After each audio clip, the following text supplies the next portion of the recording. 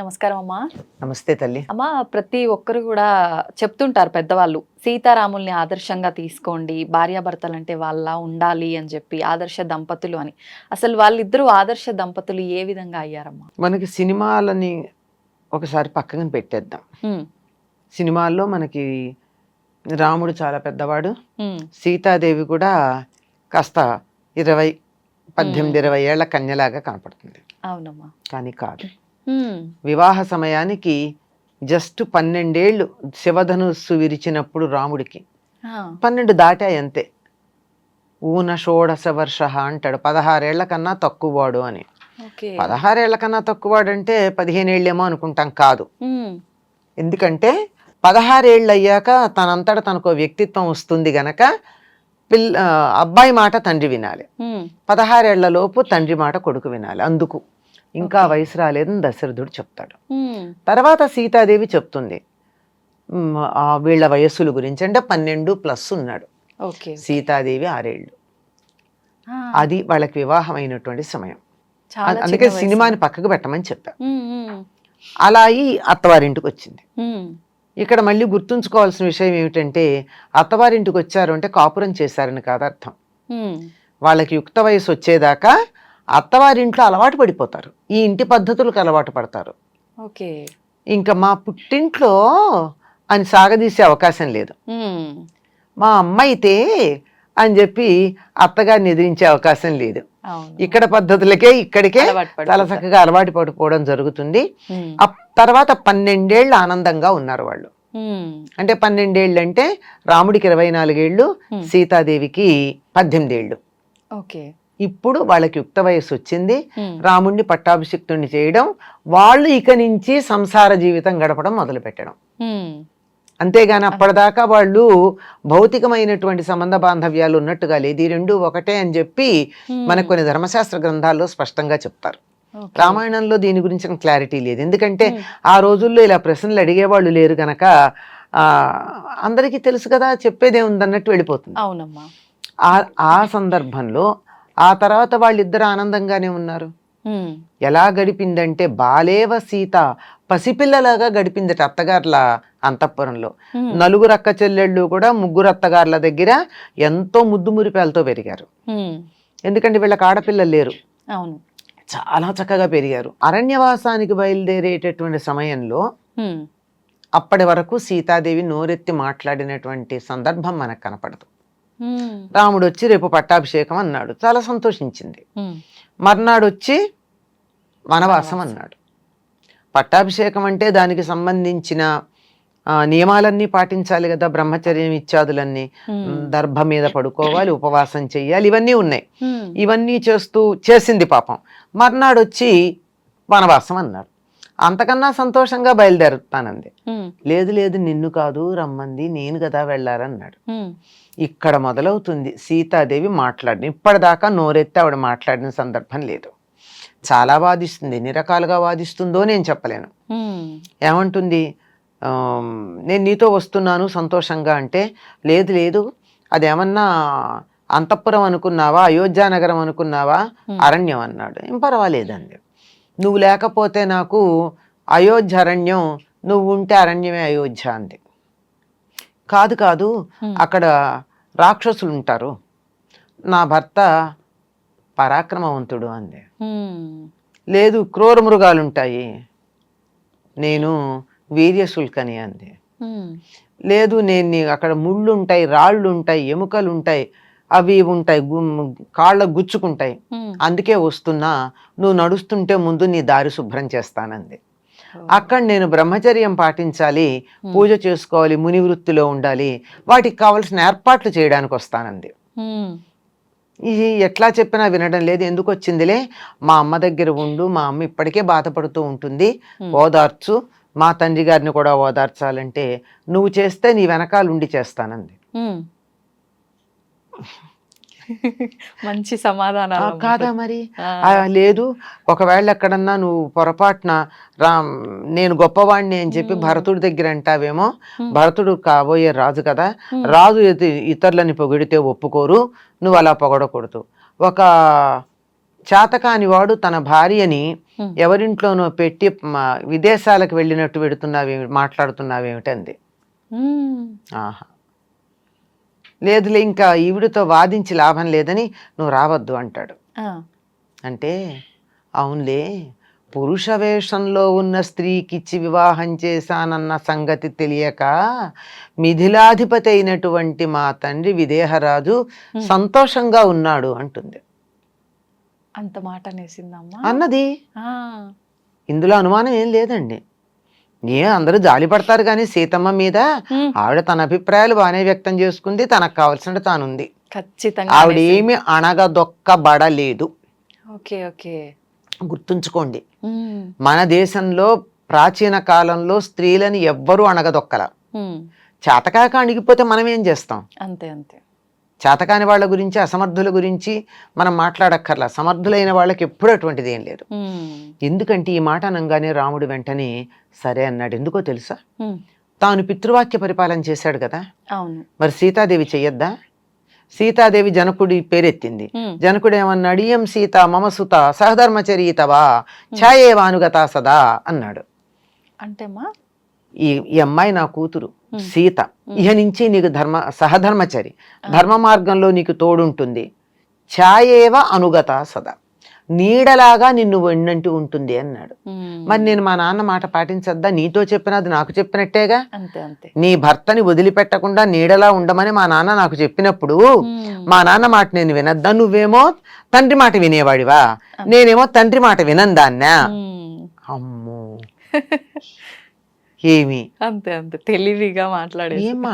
సీత అంత తెలివి గల వాళ్ళు ఎవరు కనపడరండి నాకు. నిజమమ్మా. అప్పుడప్పుడు రాముణ్ణి మించిపోయిన తెలివి సీతది. సరే రమ్మంటాడు. మరి తర్వాత ఎప్పుడన్నా నువ్వు నన్ను ఆడదన్నావా అని కోప్పడ్డా రాముడు? లేదు లేదు కదా. ఎందుకు గుర్తు చేసింది అంటే మా రాముడి యొక్క ఔన్నత్యం పెరగడానికి, రాముడితో తాను వదిలి ఉండలేనన్న ప్రేమ కొద్దీ మాట్లాడింది కనుక అర్థం చేసుకున్నాడు. అదమ్మా వాళ్ళిద్దరి యొక్క అన్యోన్యత. ఎక్కడా కూడా నేను అరణ్యవాసానికి వచ్చానని లేదు. ఎక్కడన్నా సీతని వెళ్ళమని చెప్పాడా అరణ్యవాసానికి? లేదు కదా. అయినా భర్తని అనుసరించి వెళ్ళడం అనేది ఇష్టపడింది. అనసూయ అదే మాట అంటుంది. ధనం ఉన్నప్పుడు ఎవరైనా సరే భర్తను అనుసరించి ఉంటారు. ధనహీనుడై పరిస్థితులు వ్యతిరేకమైనటువంటి స్థితిలో కూడా భర్తను అంటిపెట్టుకుని ఉండడం అనేటటువంటి గొప్ప లక్షణం నీలో కనపడింది అంటుంది. కష్టకాలంలో వెంటుండాలి కదా, ఉన్నావు నువ్వని. అరణ్యవాసంలో 13 ఏళ్ళు ఎంత ఆనందంగా గడిపారంటే అంత ఆనందంగా. సీత ఆడిందాట, పాడింది పాట.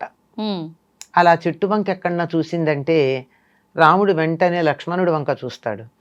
లక్ష్మణుడు వెళ్ళి ఆ చెట్టు మీద అప్పుడు ఆవిడ చూసిన పండో కాయో తెచ్చిస్తా, పువ్వో, అంత అపురూపంగా ఉన్నది. చివరికి ఈ మృగం రాక్షసుడు, నిజమైన మృగం కాదు అని లక్ష్మణుడు చెప్పినా అయితే అయ్యింది, సీత కోరింది కదా అని తెచ్చాడు, తేవడానికి వెళ్ళాడు. అంత ఇదిగా ఉన్నారు. ఒకళ్ళ అభిప్రాయాలు ఒకళ్ళకి తెలుసు. సీత అపహరించబడ్డాక రాముడు పడిన వేదన, ఏడ్చిన ఏడుపు ఇంతవరకు ఎక్కడా మనం ఎవరు అలా ఏడ్చినట్టు చూడం. నిజం చెప్పాలంటే ఏ కావ్యంలోనూ, ఏ చలనచిత్రంలోనూ కూడా రాముడు పడిన వేదనని పరిపూర్ణంగా చిత్రీకరించిన వాళ్ళు మనకు కనపడరు. అంత దుఃఖపడ్డాడు. ఎంత దుఃఖం అంటే అంత దుఃఖం. ఆ దుఃఖం ఎంతటిది అంటే తర్వాత మనకి బాగా తెలుస్తుంది. సీతాదేవి రావణుడి లంకలో ఉండిపోవడం, రాముడు బెతకడం సీత కోసం, ఇంత అవ్వడం, హనుమంతుడిని పంపించటం, ఇక అదంతా హనుమంతుడు వెళ్ళాక హనుమంతుడు కూడా ఆవిడ్ని చూసి గుర్తుపట్టి మొత్తానికి అన్నీ మాట్లాడుతూ ఉంటే రాముడు ఎట్లా ఉన్నాడో చెప్పమని అడుగుతుంది సీత గుర్తుకి. ఇక్కడే రాముడి యొక్క వర్ణన మనకి బాగా కనపడుతుంది. లేకపోతే ఎక్కువ భౌతికమైన వర్ణన పెద్దగా లేదు. అంత బాగా వర్ణించిన తర్వాత ఎలా ఉన్నాడు రాముడు అంటుంది. ఇప్పుడు ఎలా ఉన్నాడు అని అడుగుతుంది. అడిగితే అసలు రాముడు నన్ను తలుచుకుంటున్నాడా అని.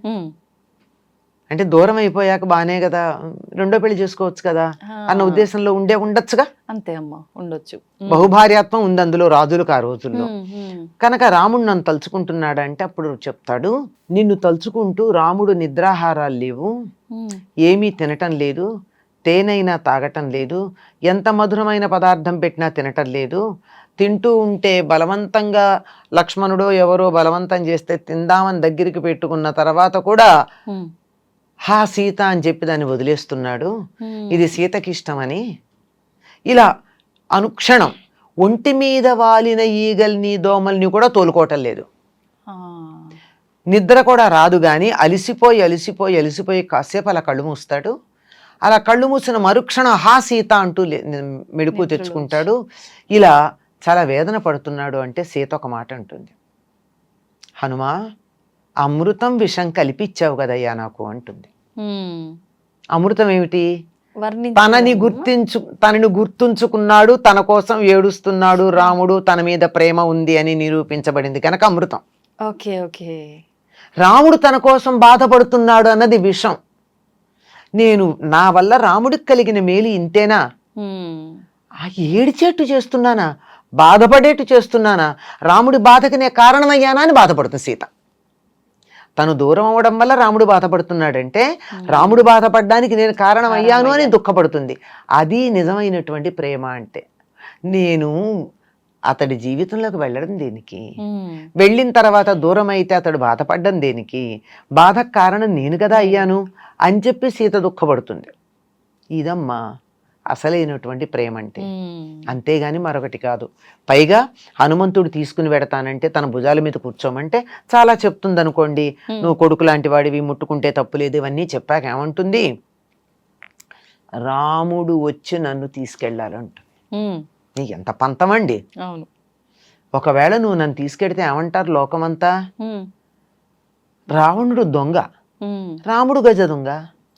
దొంగ దాచిన వస్తువుని కనుక్కొని పట్టుకెళ్ళాడంటే గజ దొంగ కాదు, రావణుని కన్నా మిక్కిలి రాముడు దొంగ అని అనుకుంటారు కదా లోకంలో. అట్లాంటిది వద్దు, వచ్చి దర్జాగా పట్టుకెడతాడు అని అంత పంతం పడింది. నిజంగా సీత మామూలుది కాదు కదండి. నిజంగా అమ్మ మీరు అన్నట్టు ఎవరు లేరు అంత తెలివిగలవాళ్ళు, అంత తెలివిగలవాడు. పైగా వీడికి శక్తి లేక శక్తి ఉంది. ఎంత శక్తి అంటే రావణుడు వచ్చి తను ఎన్నో మాటలంటాడు, ఏమి బాధపడుతుంది కానీ రియాక్ట్ అవ్వదు.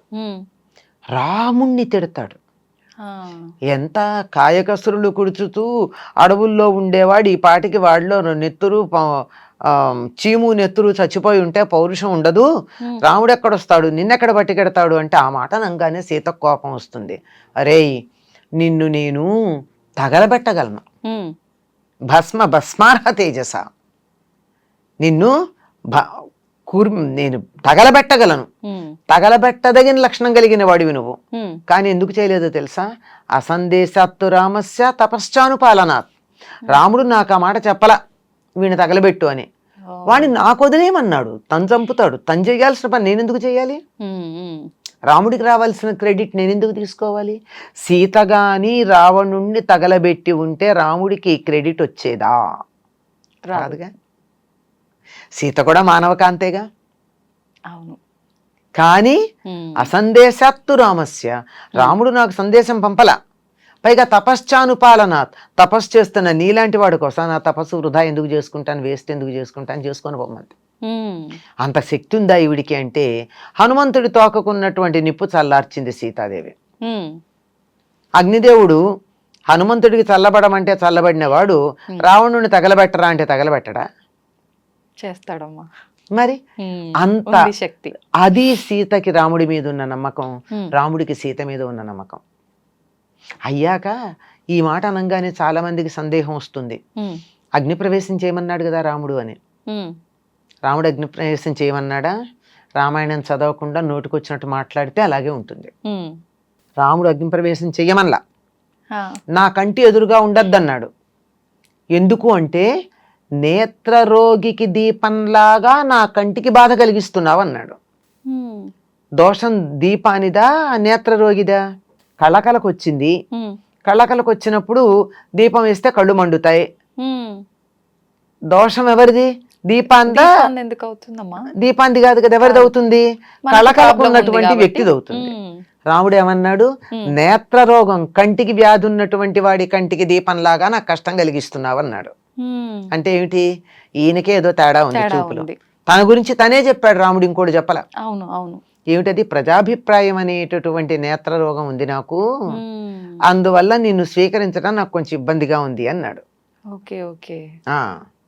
ఒక నీచుడు ఒక పామర స్త్రీతో మాట్లాడినట్టు మాట్లాడతావా నువ్వు నాతో అంది. అందరూ వింటుండగా మళ్ళీ మొహమాటాలు ఏం లేవు, దాపరికాలు అంతకంటే లేవు. ఇంత మాట మాట్లాడింది. మాట్లాడి లక్ష్మణ చితి పేర్చంది. సీత చేసిందా పని, రాముడు ఏమనలా. లక్ష్మణుడు చితి పేర్చాడు, సీత అగ్నిలో ప్రవేశించింది, బయటకు వచ్చింది, అగ్ని పునీత అయి వచ్చింది. అప్పుడు అనుకుంటారు, ప్రశ్నేసే వాళ్ళకి వందలండి. సర్లే నేను అనుకుంటా ఆవిడే తగలబడిపోతోందని సంతోషించాడా రాముడు? అగ్నిదేవుడు సీతని ఏం చేయడని వాళ్ళకి నమ్మకం. ఎట్లా నమ్మకం? హనుమంతుడు చెప్పాడుగా. హనుమంతుడి తోకకి పెట్టిన నిప్పు చల్లబడిన సంగతి హనుమంతుడు చెప్పాడు. సీత పని మీద వెళ్ళిన హనుమంతుడినే నిప్పు ఏం చేయకపోతే సీతనే ఏమన్నా చేస్తుందా? మూర్ఖంగా ఆలోచించే వాళ్ళు కదమ్మా ఇట్లాంటి క్వశ్చన్స్ వేస్తారు. అంతే కదా. అంతే అంతే. అంచేత వాళ్ళు ఊరుకున్నారు. ఎందుకంటే లోకంలో ఎవరూ కూడా భవిష్యత్తులో సీతాదేవిని ఏం అనకూడదు.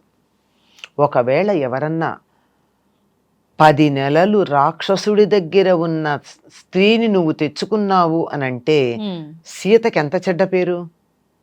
అమ్మో, సీతకి చెడ్డ పేరు వస్తే రాముడు భరించగలడా? లేదు. అందుకని ముందరే చెడ్డ పేరు రాకుండా ఉండేటట్టు ఇక్కడికిక్కడే క్లారిఫై చేసేసాడు. మరి సీత మీద ఉన్న ప్రేమతో చేసిన పనా, సీత మీద కోపంతో చేసిన పనా? ప్రేమతో అమ్మా. ఇది తెలియక చాలా మాట్లాడుకుంటాం. ఎంతకాలం అమ్మా వాళ్ళు దూరంగా ఉంది? ఒక్క ఏడాది. ఏడాది కూడా కాదు, 10 నెలలో 11 నెలలు. 10 నెలలు ఒకళ్ళ విషయం ఒకళ్ళకి తెలియకుండా ఉన్నారు. 1 నెల యుద్ధంలో గడిచిపోయింది, నెలపైనే. ఆ తర్వాత కలిసి అయోధ్యకు వెళ్ళారు. 11,000 సంవత్సరాల రాముడి పరిపాలనా కాలంలో 1 సంవత్సరం అంటే ఎంత? చాలా తక్కువ. అంతే వాళ్ళు దూరంగా ఉంది. మిగిలిన సమయం అంతా ఒకళ్ళంటే ఒకళ్ళు ప్రాణం పెట్టి ఉన్నారు. అది సీతారాముల యొక్క ఆదర్శ దాంపత్యం అంటే. నిజంగా చాలా నేర్చుకోవాలమ్మా వారి ఇద్దరి జీవితాన్ని మనందరం చూసి చాలా నేర్చుకోవాలి. వాళ్ళు ఎలా ఉన్నారంటే 2 శరీరాలు ఒకే ఆత్మలా ఉన్నారమ్మా సీతారాములు. ఒకళ్ళ ఆలోచన ఒకళ్ళకి తెలుసు, ఒకళ్ళు ఏమనుకుంటున్నారో ఒకళ్ళకి తెలుసు, తెలియకుండా లేరు. ఇప్పుడు ఎందుకమ్మా అలా ఉండలేకపోతున్నారు? అంటే ఈ జనరేషన్లో ఒకప్పటి కాలంలో పెద్దవాళ్ళు కూడా అంటే భార్యాభర్తల మధ్య అన్యోన్యత అనేది ఉండేదమ్మా. ఇప్పుడు రాను రాను జనరేషన్లు మాట్లాడుకున్నారు కూడాను. ఇప్పుడు సీతాదేవి అన్న మాటలకు రాముడికి కోపం రావద్దా? రావాలి. ఇంకో సందర్భంలో కూడా నీకు రాక్షసులతో శత్రుత్వం లేదు కదా, వాళ్ళని చంపుతానని ఎందుకన్నావు అని అడిగింది సీత. వాళ్ళు ఏమన్నా శత్రుత్వం రావడానికి 3 కారణాలు ఉంటాయి. సొమ్ము దొంగతనం చేయడం కానీ, అబద్ధం చెప్పడం కానీ, స్త్రీలను అపహరించడం కానీ, ఇట్లాంటివి ఏమన్నా చేస్తే వస్తాయి. అవేం లేవు కదా. అవును. అంటే దానికి సమాధానం చెప్పాడు రాముడు. అంతేగాని ఇది మగవాళ్ళ వ్యవహారం నీకెందుకు, ఇది రాజ్య వ్యవహారాలు ఆడవాళ్ళకి అవసరమా, ఇట్లాంటి మాటలు మాట్లాడా? లేదు, మాట్లాడా. ఇవాళ అయితే అలా కదా. మనం ఆ మధ్య ఒక యాడ్ కూడా చూశాను.